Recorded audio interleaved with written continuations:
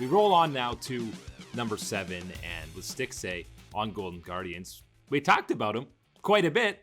It's CLG Counter Logic Gaming, who had a 2020 to forget, I would say. 8 total wins across 2 splits in 2020. They got into a tiebreaker for that 8th playoff seed at 5-13, which they ultimately lost to Dignitas. But a lot of changes for CLG. While Golden Guardians went youth, CLG said, we're going all veterans. All 5 starters have been to Worlds at least once in their career.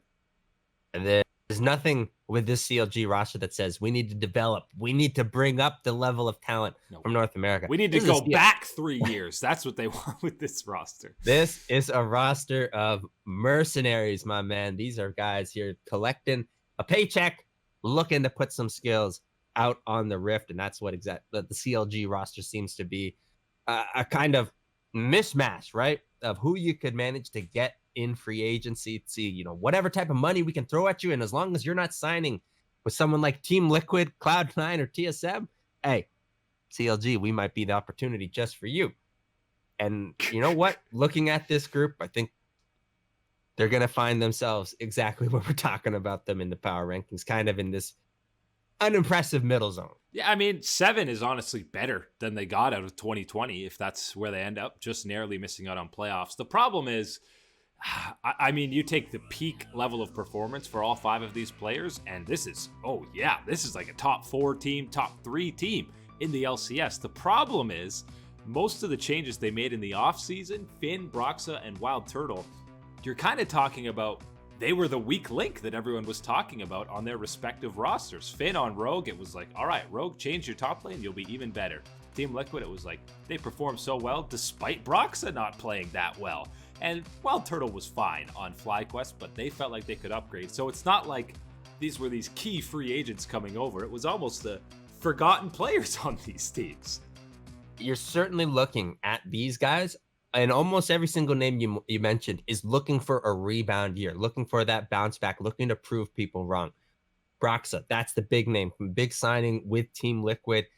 His play never really translated over, and as well, the general situation about the whole visa and getting him over and everything else, it was not a pretty year for him. Looking for a much more solid, stable, progressive year from Broxa, one of the nicest people that you'll see in the scene. I know that nice he needs has to nothing be to do the president of the Players Union or high up there, even though they disbanded this thing. He needs to be involved because, yes, he's great. Yeah, just being a nice dude, hey, doesn't give you many points in League of Legends. In life, hey, it's going to get you points from me. So good on Broxa with that one. And with Finn, this is, as you said, someone that, Rogue, you looked at how their performances were throughout the whole year, and especially at Worlds, and you said, okay, improve that top side. Well, Finn is going over to CLG, and I think for him, he did do better at Worlds than a lot of people had expected him to do in that group and how he handled himself and the lessons that he was able to learn.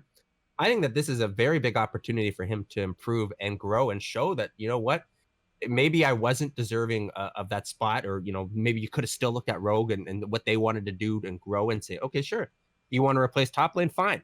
But I'm a product, I'm a value myself, and I'm going to develop and grow. And I think that's something that you're looking for, a rebound from those 2 players specifically. And then, as you said, at Wild Turtle, hey, man, no one's hating on Wild Turtle and that smile. But the problem is the ultimate nice guy team, Broxa and Wild Turtle. Come on.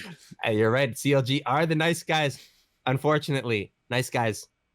What's the saying? They finished last, huh? Something like that? They finished 7th. Yeah, that's the saying. Nice guys finished 7th. We've also got, Pobelter, remember when he came into the CLG roster, he was coaching as an assistant on Team Liquid because no LCS team wanted him. Now, all of a sudden, that whole CLG imploded around him, and they said, well, you're the only piece to keep, along with Smoothie. They're both returning from 2020. But now, all of a sudden, Pobelter, the longest tenured member of CLG, I'm cheating and going back to 2015 and counting those years.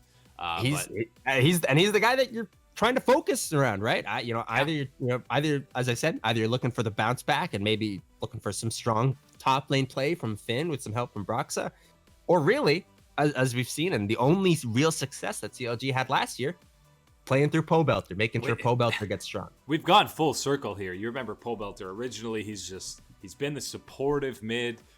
Since he joined CLG, it was with Double Lift. It was the And same here on comes Immortals. Pobelter Knight. Here Yeah, we go. it was same on Team Liquid. Now he goes on CLG, and we're like, you're the guy. We're funneling into Pobelter. I'm excited to see it because he's had that opportunity basically only the first year of his career when he was playing on Winter Fox, which was obviously a terrible team.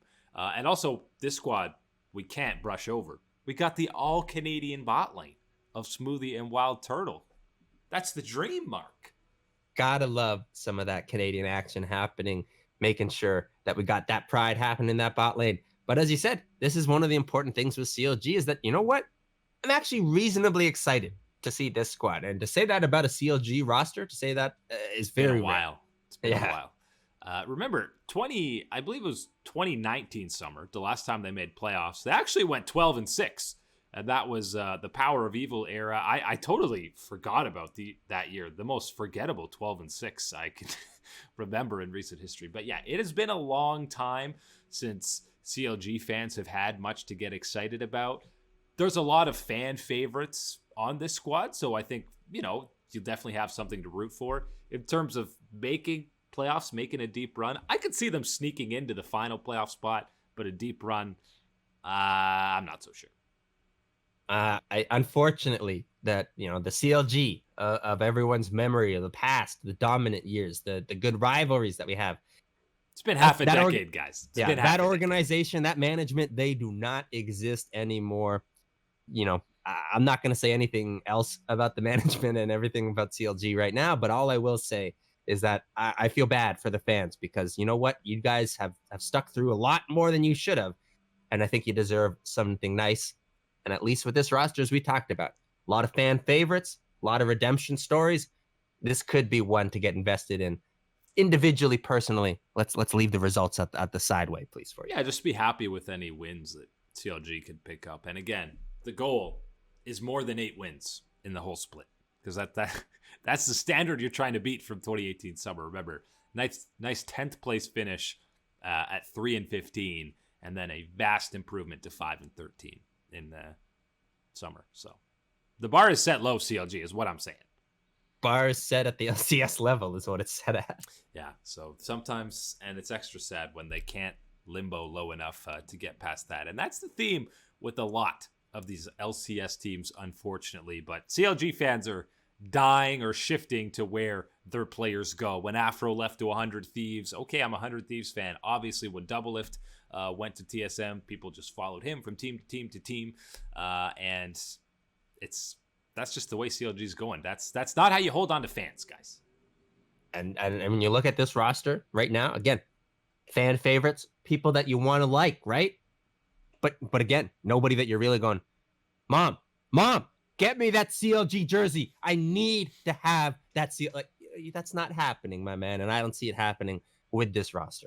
CLG Pobelter, Notorious P.O.B. That's the jersey I'll take if I am a fan of CLG. But for now, we got them just outside of that playoff window in at number 7. Again, that's assuming the playoff format is 6 teams will be making it. Who knows when the LCS is going to let us know?